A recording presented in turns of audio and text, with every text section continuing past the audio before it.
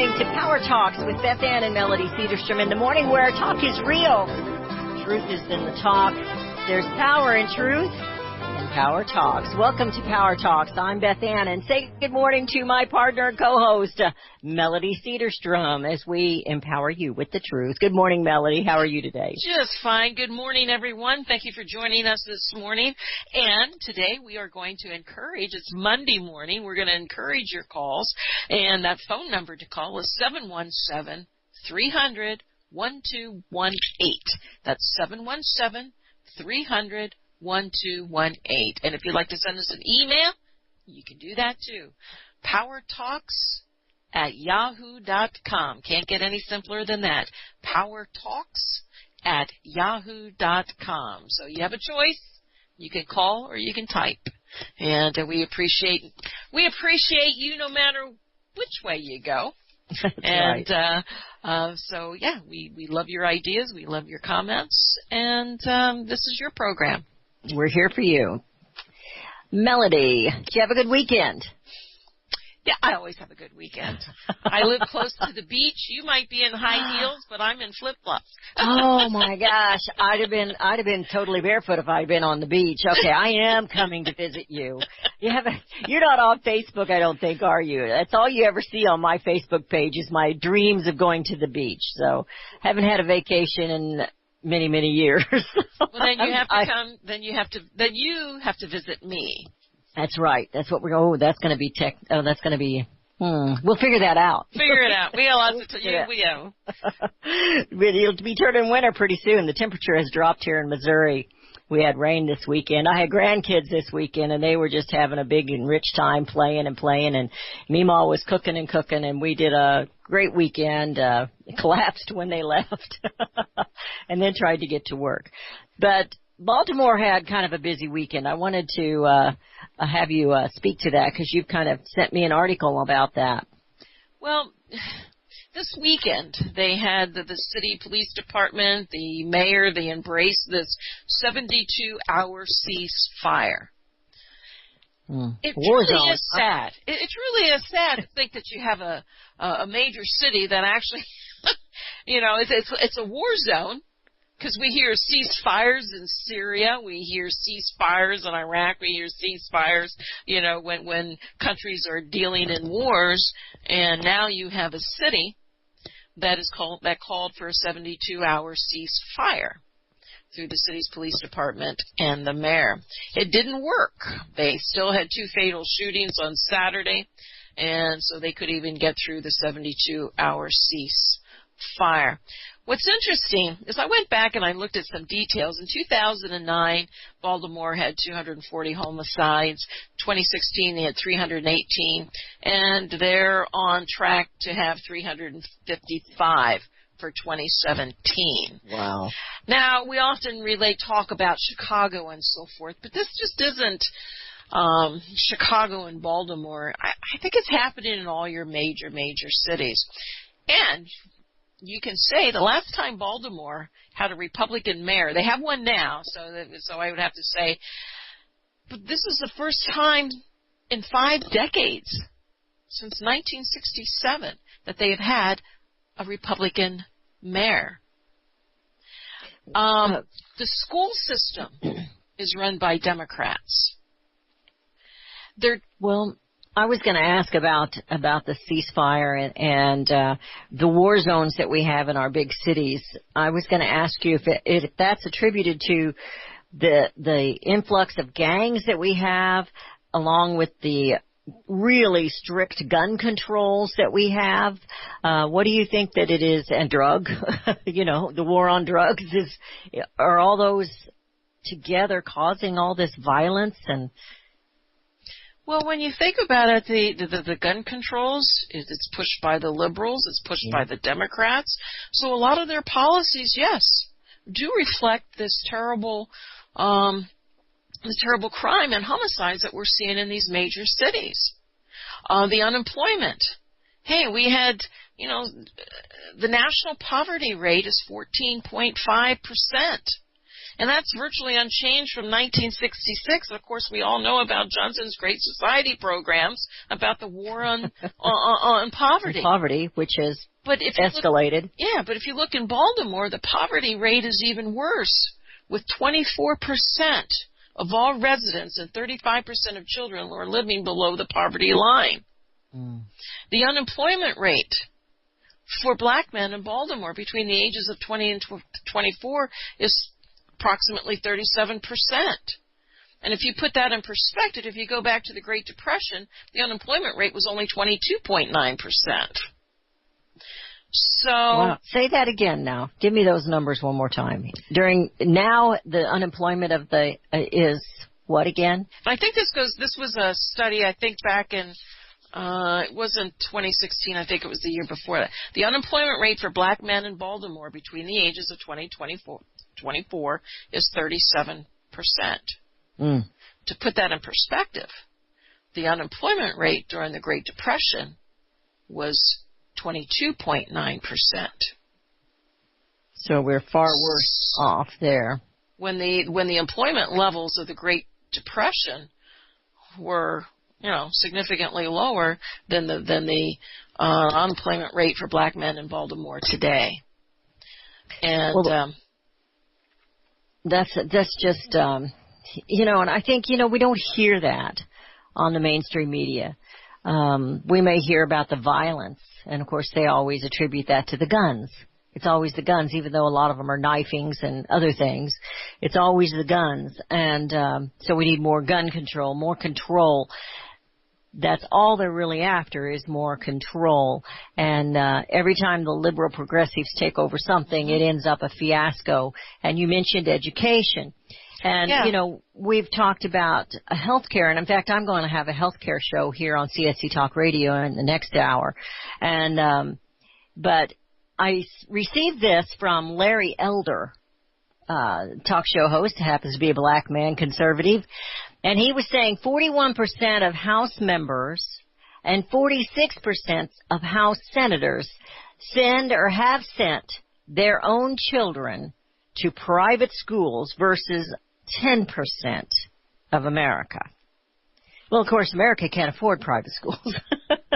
The average Joe, the ones that don't have jobs, they can't afford private schools. And, of course, the Democrat Party is all against the school choice and vouchers. They're totally against that. So they want to keep people down and uneducated. But the Department of Education keeps getting bigger and bigger, and yet we keep being told that we aren't capable. We have to bring in immigrants from this direction, and the other ones are coming in doing jobs we're not, we don't think we're worthy of.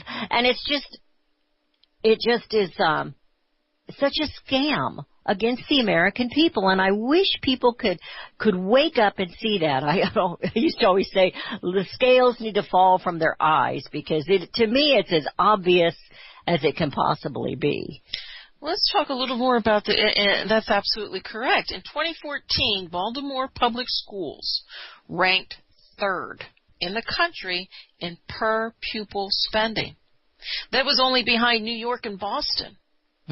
Yet, according to the 2013 National Assessment of Educational Progress, 55% of Baltimore fourth graders scored below basic in reading, while just 14% scored at the proficient or advanced level. Now, all this money is being given to Baltimore into their public schools, only behind New York and Boston, and yet they have these kind of numbers. 54% of eighth graders scored below basic in math, while just 13% were proficient or advanced. And this is after 5 decades of virtually uninterrupted Democratic rule. Baltimore really is in an utter disaster. When you have uneducated people, regardless of their color, you're going to have more crime. And putting them all on welfare is not the answer. Giving them a handout, and I don't mean that in an ugly way, it just turns out an ugly way. It's okay with me if we help somebody else up, but they're not helping them through a rough time. They're keeping them there. They're keeping them uneducated. They're keeping them dependent on King Government Incorporated. And as long as you have that, you're going to have more crime. You're going to have more drugs. You're going to have, the gangs, because they got too much time on their hands, for one thing. And well, the issue is here they're getting, the schools are getting, they're number 3 in public funding. So obviously money's not the answer. But it's not being, the problem is it's not being funneled down to the schools, because you probably have so much corruption and it feeds people's pockets before it even gets to the student. Well, no one cares to really look at the problem. We talked about how the school system is run by Democrats. You can't blame it all on Democrats, but hello. What else? Well, you have to look at the policies of the Democrats and think, well, gee, is there a connection? But no one wants to get to the problem. No one wants to say, hey, these liberal politicians, these Democrats, are not doing, their policies aren't helping. So we have the administration taking the extra inflow of money, and we have the teachers unions pushing for a lot of these things. And the teachers unions are against school choice and vouchers. They are against it. And the Department of Education gets larger and larger, and the education problem that we have in America gets greater and greater. But the politicians, they're going to send their kids to private school. It says here that the politicians are public servants. But it says, but how many actually send their own children to public schools? It says, learn about the figures, the numbers, and what politicians are actually putting their children where their campaigns are. And it goes on here, and this is written by a Grace Chen, and she goes on to explain that there's other data, and she got most of her data from the Heritage Foundation, showing that Washington elite also exercise their private school option. 31% of the House Education and Workforce Committee's members, 45% of House Ways and Means Committee members.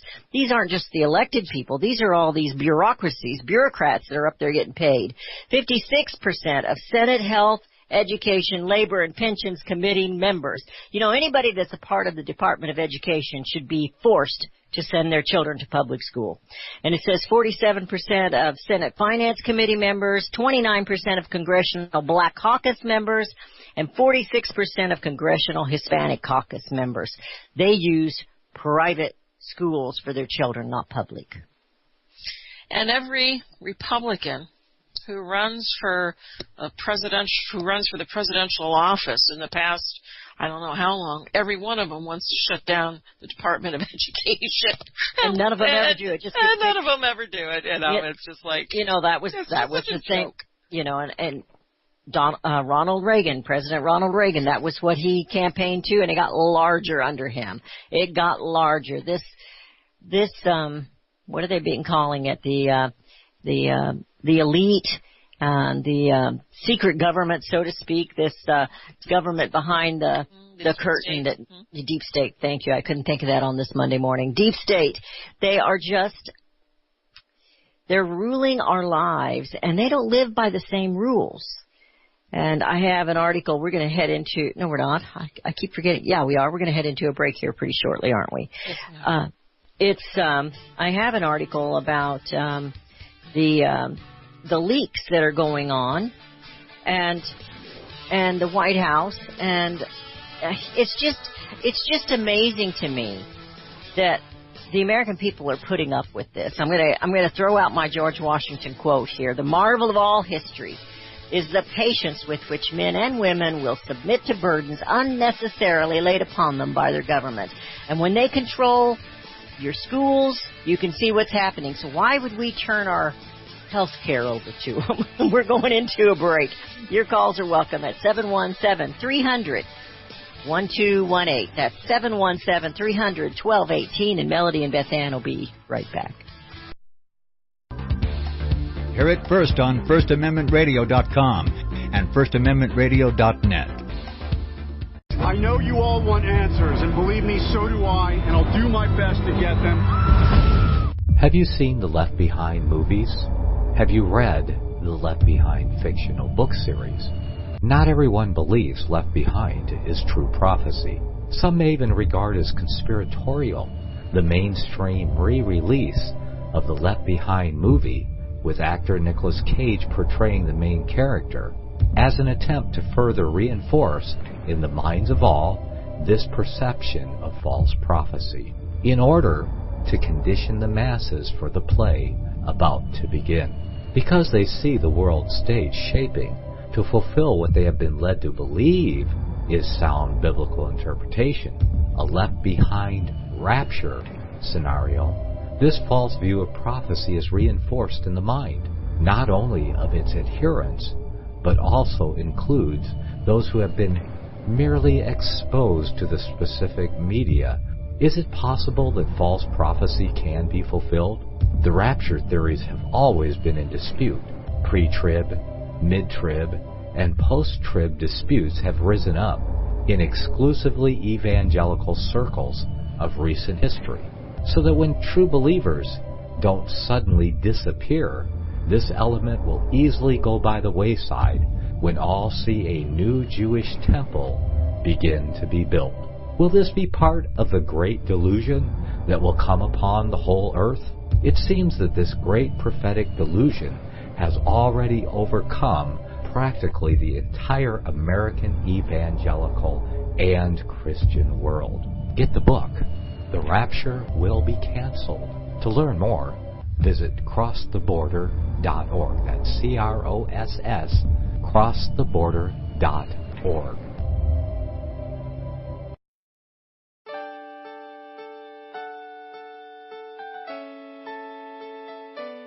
The program you are listening to is 100% sponsored by you, the listener, on this First Amendment Rights Media channel.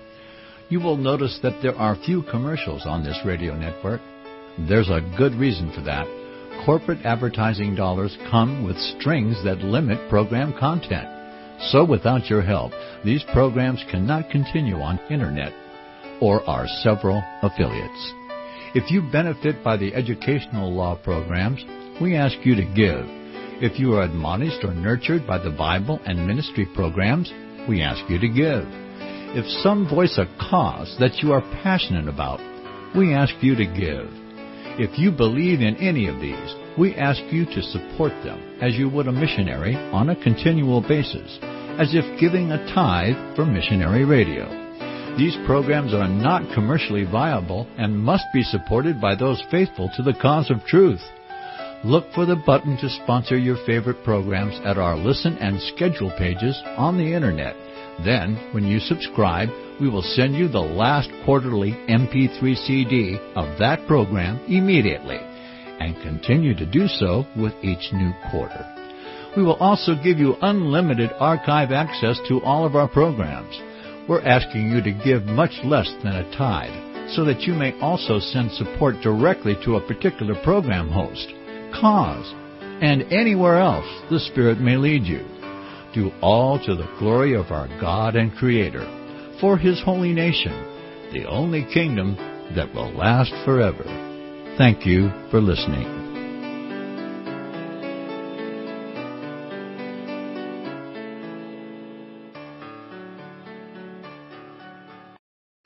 And we have returned to listening to Power Talks with Beth Ann and Melody Cedarstrom in the morning.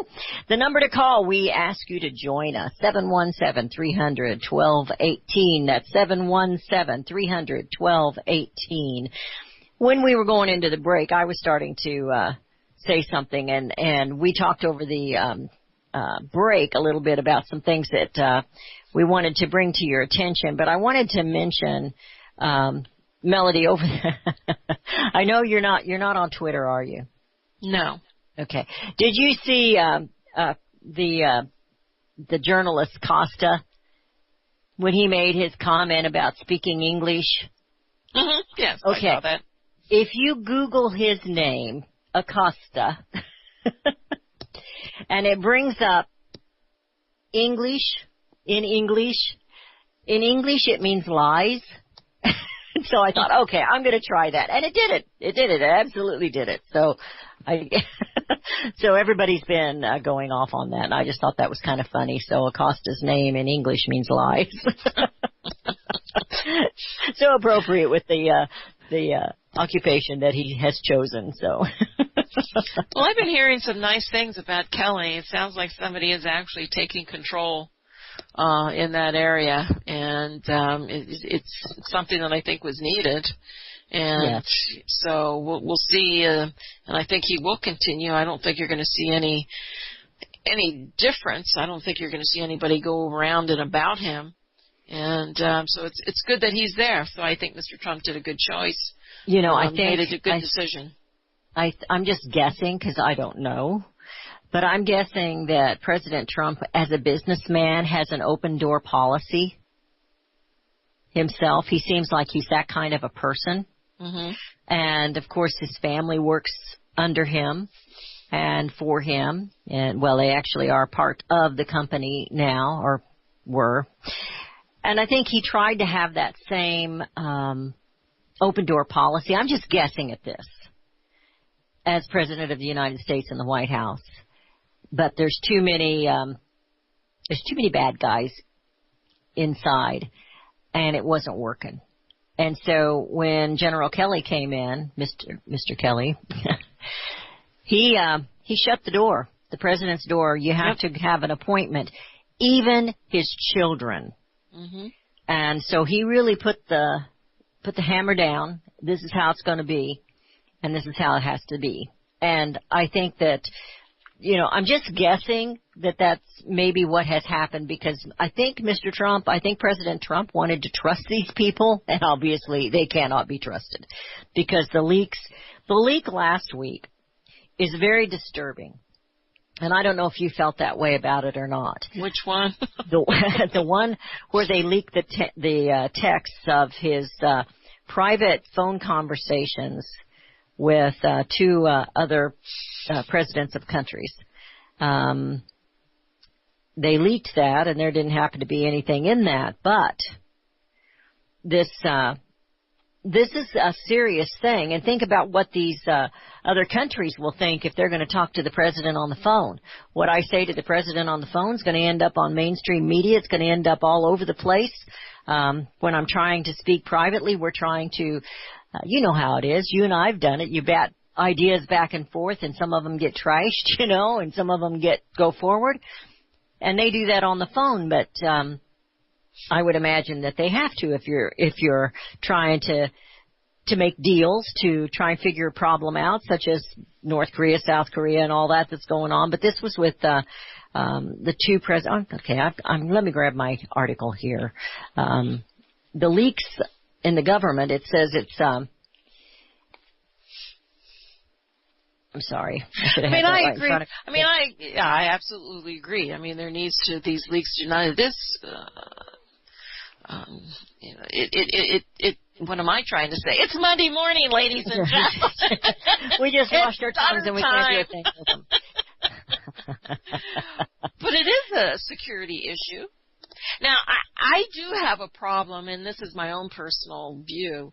I have a problem when I hear presidents talk about making deals. I just don't like deals, because I don't believe our Constitution was written based on deals, and so I hate that they had deals. But anyway, because when you make a deal, you're giving up something to get the deal that you want. So, negotiations and, so forth. I just don't like the word deals, but anyway. Well, okay. Well, I'll have to think of another word. Would you word. think of another? But they're trying to make, and I don't like compromises necessarily either, but they're trying to make, well, now you got me. I can't think of any word but deals. But they need to negotiate to keep peace. And they need to negotiate better trade issues, better trade deals. I don't know. You've got me stuck on that. But anyway, the president's phone calls with other countries or anyone should not be leaked and made before it's a security issue. It says here the former Bush 41 and Reagan White House staffer Robert Charles said that media isn't solely responsible for the White House leaks. He says, I think the media has to remember that they are also American. Well, I don't think they are. They need to have a degree of responsibility in this process, and I really hold first accountable the government officials. Now, he was speaking on Fox Business with Stuart Varney when he gave this little speech, and I got to listen to it this morning. He says this has more to do with the fact that there's a breach of law and responsibility of government officials than by the media, although the media needs to be responsible in the context of the First Amendment. He says there is no reason these transcripts should have been out there. They compromise the ability of the president and, frankly, the confidence of foreign leaders in the United States. It looks like we are dysfunctional and we shouldn't be, and technically and historically aren't. But that's exactly what it looks like, and I think the leaks are happening to make that look like that. They're doing it to demean the president, to demean his administration, even though the leaks are coming from somebody who's inside that administration. And I think in hindsight, he probably wishes he'd cleaned out the White House before he ever got there. But, he picked Reince Priebus, and I wasn't too hip on Reince. I was really... I couldn't figure that one out. Well, I think he was trying. I don't know. I just don't know. I have lots of opinions, but I don't know the facts behind everything. But the fact is that we're having leaks, and leaks like this are definitely hurting national security and hurting hurting how we work in the world, how we deal with diplomats and how we deal with other countries. I mean, here we are trying to stop a nuclear attack from North Korea, and they do something like this, even though that's not what they were talking about.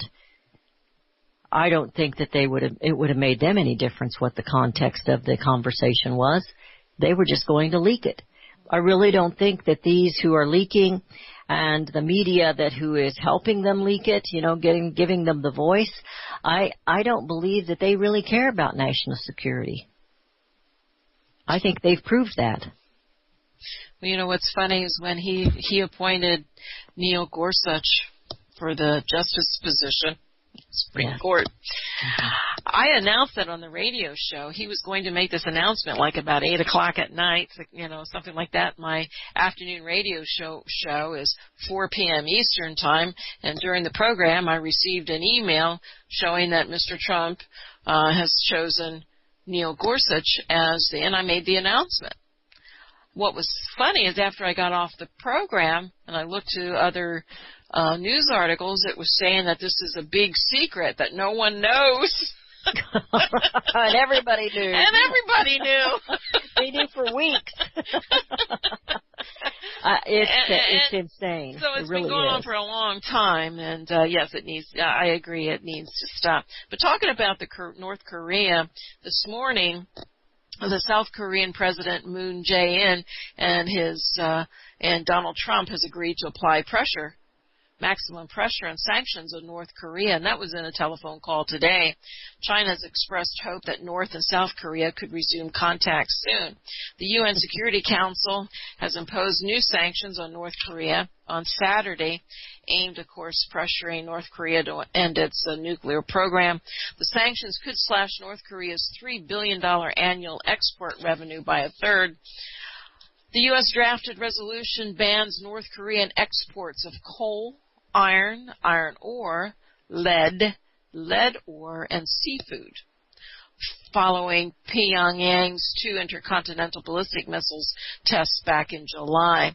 It also prohibits countries from increasing the current numbers of North Korean laborers working abroad, bans new joint ventures with North Korea, and any new investment in current joint ventures. So on the front page of the overseas edition of the ruling Communist Party, officials People's Daily said North Korea's open flouting of UN rules with its missile launches meant that it had to be punished, but sanctions had to be targeted. And, of course, North Korea's kind of responded by saying the UN moves were unwarranted and unfair, and it was ready to teach the United States a severe lesson if it launched an attack. Their wording here. It says North Korea denounced the sanctions, saying they infringed on its sovereignty and vowed to take righteous action, according to the North's official. You know, think how brave South Korea is being. Of everyone else who's involved here, I know they're talking about attacking the United States. The first one they're going to attack is South Korea. I really think they'll go after South Korea. And, you know, they're right there. They're very, very close. What that will do to South Korea. And, so South Korea has joined with President Trump in doing this, and China expressed hope that North and South Korea can soon resume contact. Yeah.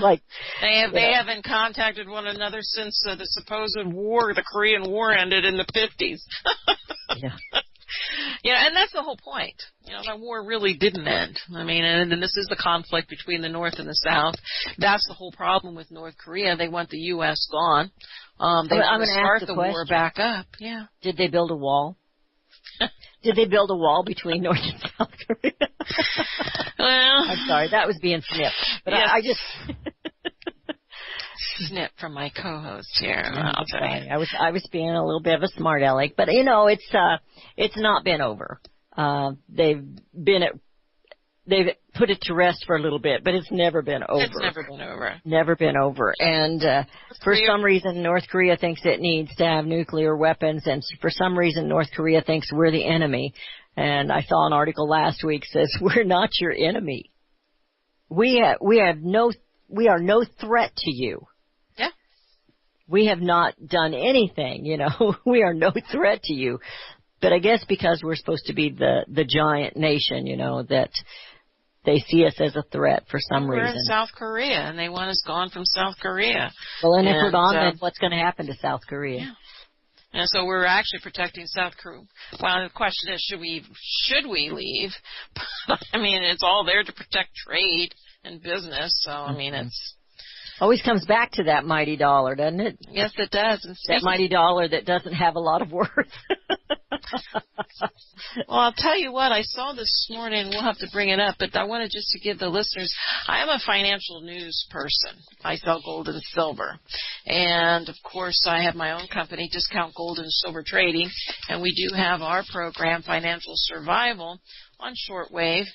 And it is at 4 o'clock Eastern time, so if anybody would like to join me, and we talk about finances here and around the world, and we keep you up to date on gold prices and the financial news. And there is a little pressure on gold today. It's down to $1.10 at $12.58. You have silver a couple pennies down at $16.26. But what was interesting, and, you know, the stock markets, you know, I'm not even going to continue to hit all-time highs, but there's so many signs that are showing us that the stock market is ripe for a pullback, that there aren't any true fundamentals that are propelling these numbers.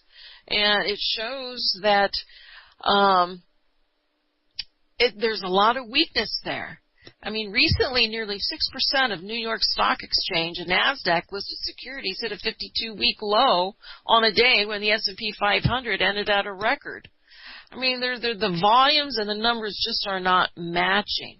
But what I initially wanted to say, because you talked about the dollar, this came out also today. Russia is aiming to cut dependence on U.S. payment system. Yeah. Russia will speed up work on reducing its dependence on U.S. payment systems and the dollar as a settling currency in response to U.S. sanctions.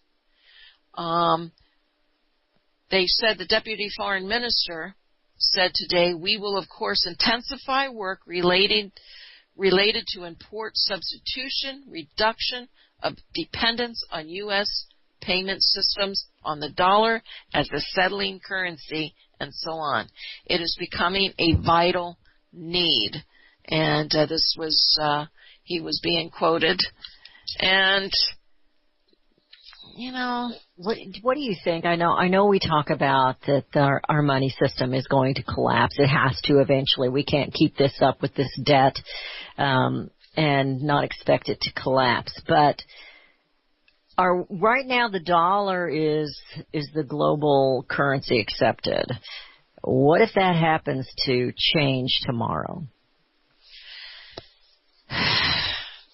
Well, it's not going to change tomorrow.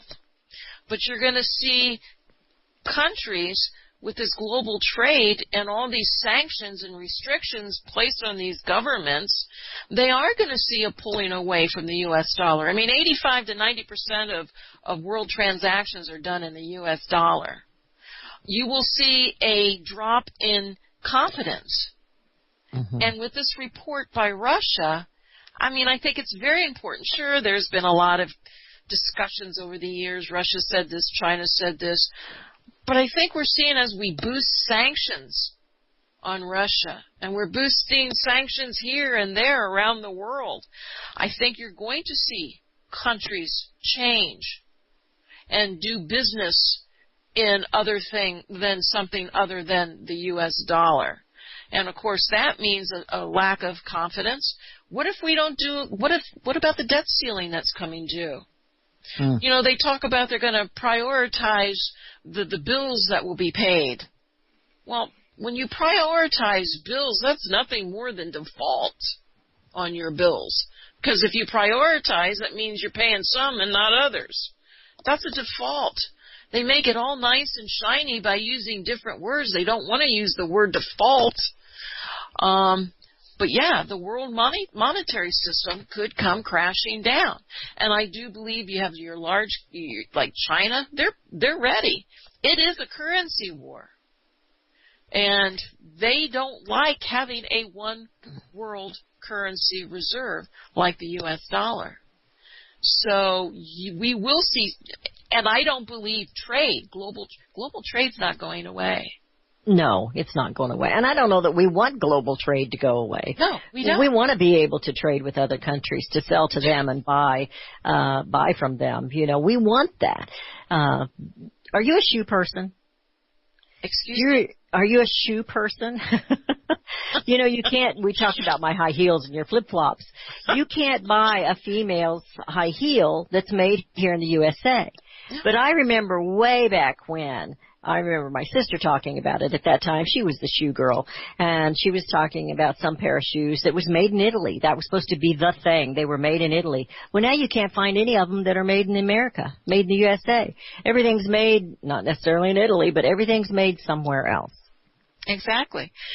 One of my first jobs was with a shoe factory. Oh, yeah. In Pennsylvania. Mm-hmm. They made men's shoes. And I worked in the office. I didn't work in the factory. I worked in the office, but that was one of my first jobs out of high school. And so, yes, and that manufacturing plant is no longer there, so to speak. But, yeah, you have Ford Motor Company in June. They canceled plans to build its Focus in Mexico. And they announced the car would be assembled in China instead. The model, the first made in China vehicle for American buyers, may become the Asian nation's biggest automotive export ever. So now you have Ford, who's building cars in China and sending them over to the U.S. for American buyers. Buick is doing it. They did it to their new little SUV. It's made in China. They ship it over here for American buyers. American buyers don't care. As long as it has power windows and air conditioning and they can afford it, they don't care where it's made for the most part. Tesla is also doing the same thing. It has eyes in China, on China. The electric car firm is close to an agreement with the city of Shanghai to make vehicles in China for the first time. The IMF, the International Monetary Fund, last month noted the world economy is relying less than expected on the U.S. and U.K., and the world is relying more on China, Japan, the Eurozone, and Canada. So as we're trying to bring jobs back to this country, there is only one question. This is no disrespect to Mr. Trump. I want somebody to ask him, what will it take you, Mr. Trump, and your daughter to bring your factories back to the United States? What will it make you do that? That's interesting. That's very interesting. You know, you talked about making shoes. I had an aunt that worked for a shoe factory here in the state of Missouri, but they let her do it at home. They shipped her I don't know what part of the shoe she was sewing together, but she had the special sewing machine or something that she was putting together. And, it was piecework, I guess. So she did a certain amount of it and shipped it back there. But I remember them talking about her making shoes. She didn't finish the product, but, and I think that it was men's shoes.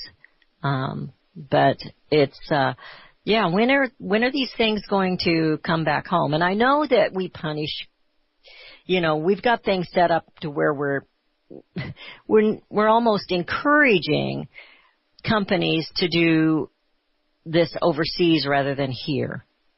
And, so when are we going to remove that?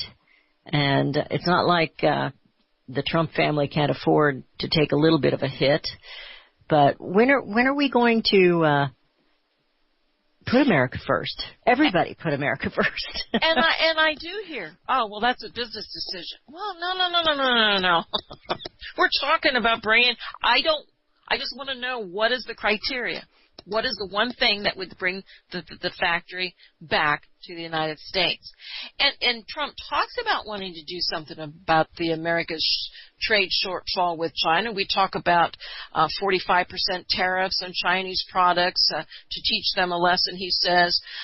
But yet it's really hard because it's complicated, because you have a lot of products that the U.S. imports from China, like TVs, computers, smartphones, but are made by Western companies, and you have all these various parts from various countries. So you can't, it's difficult just to tag on a tariff on a product from one country when that product is made from other Western companies. So, you know, and so it's difficult. It's not easy. It is difficult. But just slapping on tariffs isn't going to work. I had Dairy had an advertiser when I was working for Dairy Brownfield. They were out of the Milwaukee, Wisconsin area, and I talked to those gentlemen, great business guys, entrepreneurs, just great guys, you know, trying to. They wanted to do everything here, but there was one particular part of their product that they could not manufacture here. So they had to have it done in China. So they made trips to China. And a lot of times it wasn't done correct. So when it came back here, they had to reconstruct it.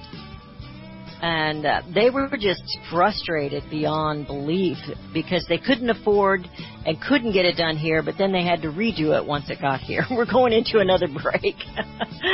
It's putting America first, you know, that starts at home. You know, we talk about a business, you know, plan, or it's all about business. But we're here. Melody and I are here. It's not about business. It's about you. 717-300-1218. That's 717-300-1218. We want you to join in with us. Let America have a voice. And Melody and Beth Ann will be right back. You're listening to FirstAmendmentRadio.com worldwide. Freedom is never free. We need your support today at FirstAmendmentRadio.com. Visit crosstheborder.org, CROSS, crosstheborder.org, to get your print, EPUB, or PDF version of Nicholas Arthur's new book titled When the Third Temple is Built. That's crosstheborder.org. When it comes to prophecy today, much of the evangelical Christian world has their eyes on Israel, waiting and watching to see when the third temple will begin to be built. The plans are drawn. The Jewish people are eager. Most evangelical Christians today believe that the rapture will happen before the third temple is built. Hi, I'm Michael Eugene. I was taught that Daniel's 70th week was in the future. Is that really what the Bible teaches? Have we searched the Scriptures and found this to be true? Why is it so important for a reestablished Israel to build a third temple in Jerusalem? Is it necessary to build a temple on the same location already occupied by the Dome of the Rock? Is it necessary for sacrifices to take place in the temple on Temple Mount? Is there really a rapture followed by 7 years of tribulation?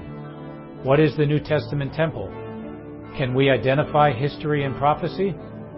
Who is the first beast in Revelation chapter 13?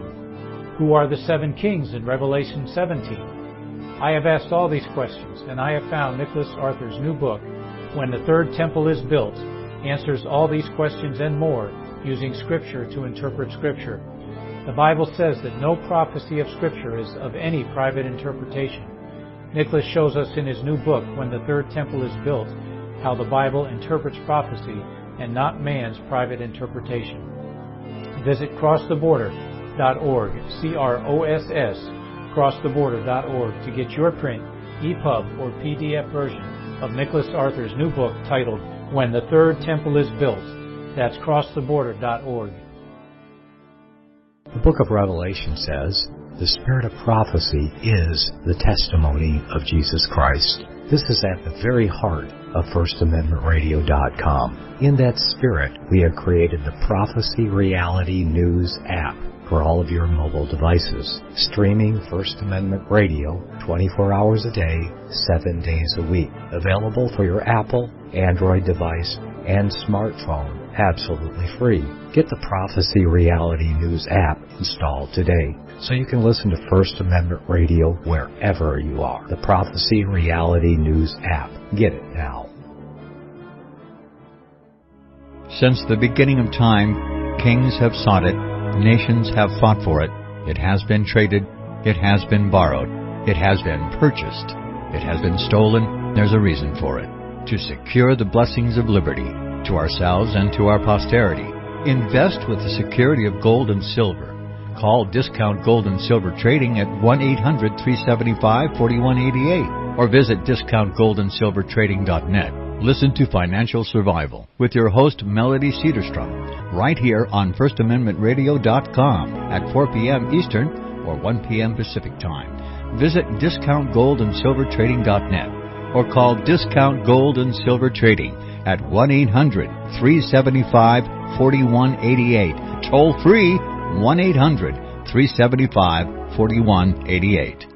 This morning show on this Monday, and your calls are welcome. You better hurry, though. 717-300-1218. That's 717-300-1218. Before we get into our next conversation, Melody, I wanted to let my listeners know that are listening here that in an hour, I'm going to be interviewing a young woman. Her name is Megan Friedman, and she is with FMMA, which is Free Market Medical Association, and they're going to be having a conference in Oklahoma, and I'm going to be attending that. And it's very interesting when we're all about health care, which really isn't health care, it's insurance.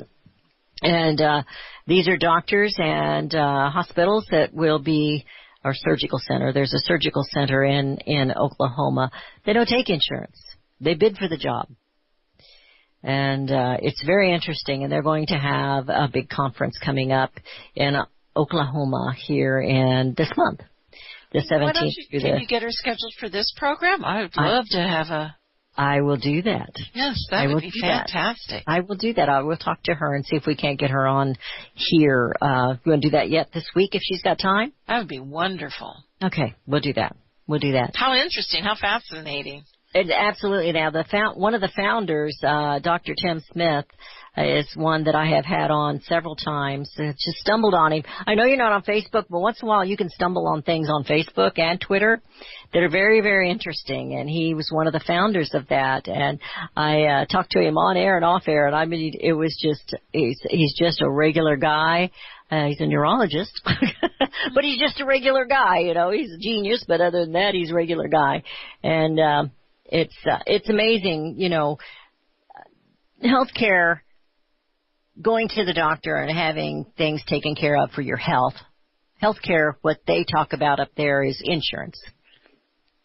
But truly taking care of your health and your family's health shouldn't be in the hands of somebody else. And if we want to make it affordable, you need to remove the middleman. And who is the middleman? The DC occupiers are trying to add middlemen. But the insurance companies and the pharmaceutical companies that are bidding for national health care and trying to get in on that because they know that's where it's going to head, they're part of the problem not the solution. And they're stacking the deck against the American people, the patients, and the doctors.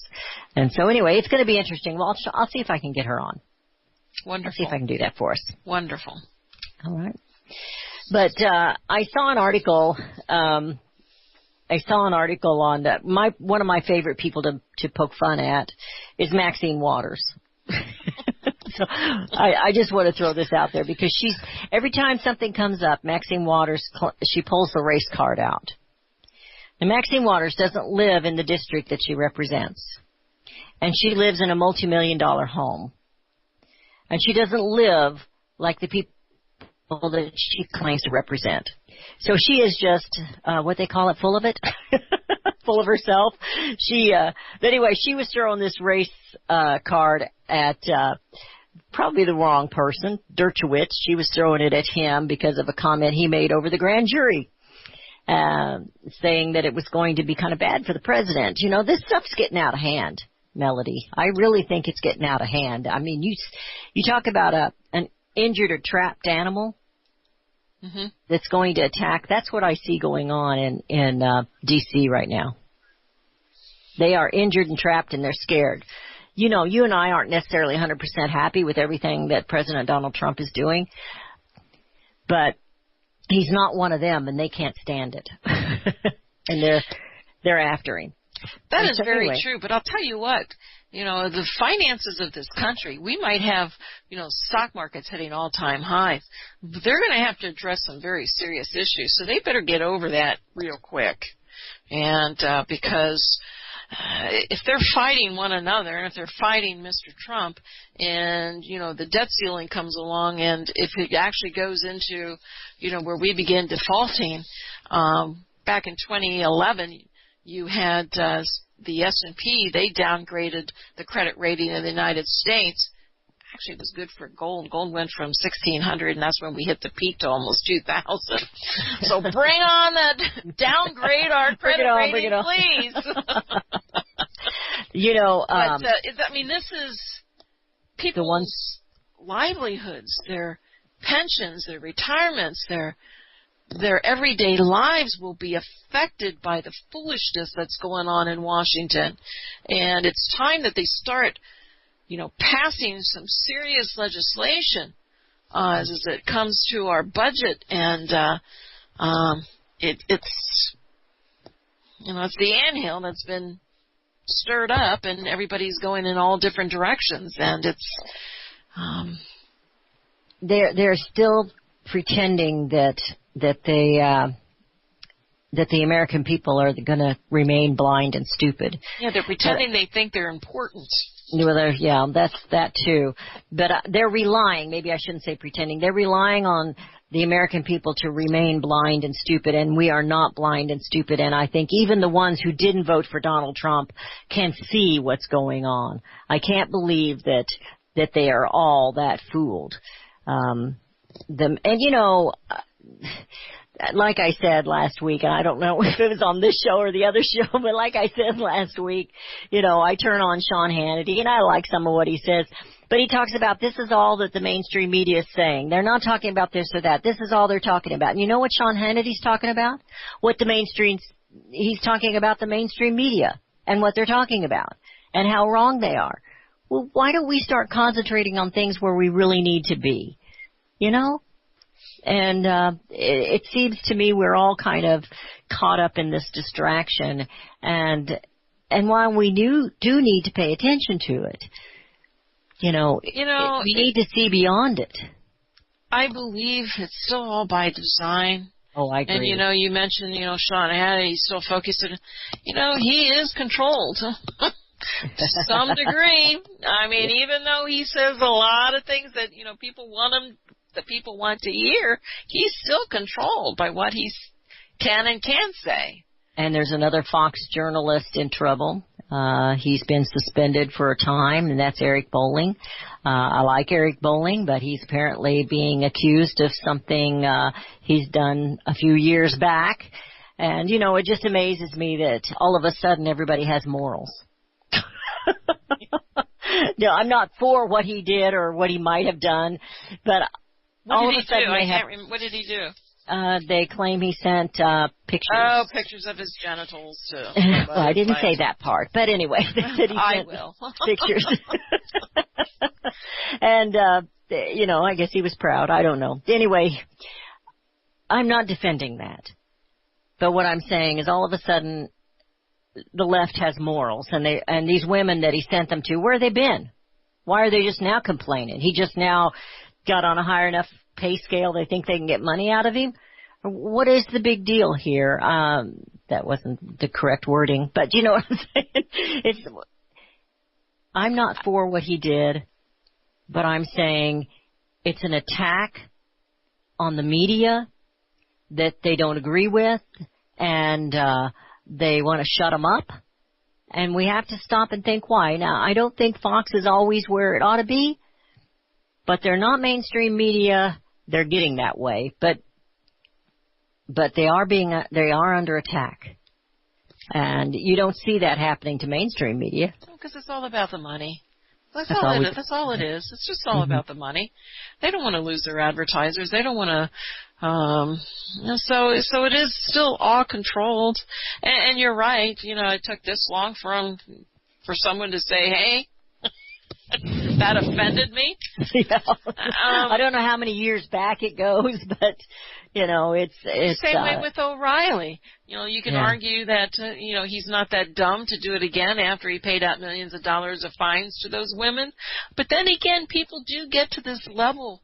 I mean, look at the power that these people have, that these newscasters have, that these analysts have, and they feel they can do no wrong, and they do stupid things, and think that they can get away with. They think they can get away with it, and they can't. The technology we have these days makes doing stupid things easier. I remember when faxes first came into offices. Remember, people would take pictures of their butts, their heinies. Yes, they were faxing pictures. Yes, I heard about that. I never did it. I never did it, but never received one. But I did hear about it.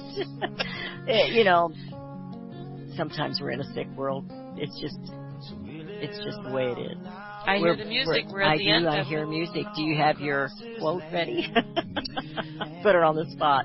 The quote is, "Be safe out there, ladies and gentlemen. Be prepared, and join us tomorrow as we do this for another hour." Let's give the number, 717-300-1218, because we're here for you. Thank you, Melody. Thank you. Appreciate it.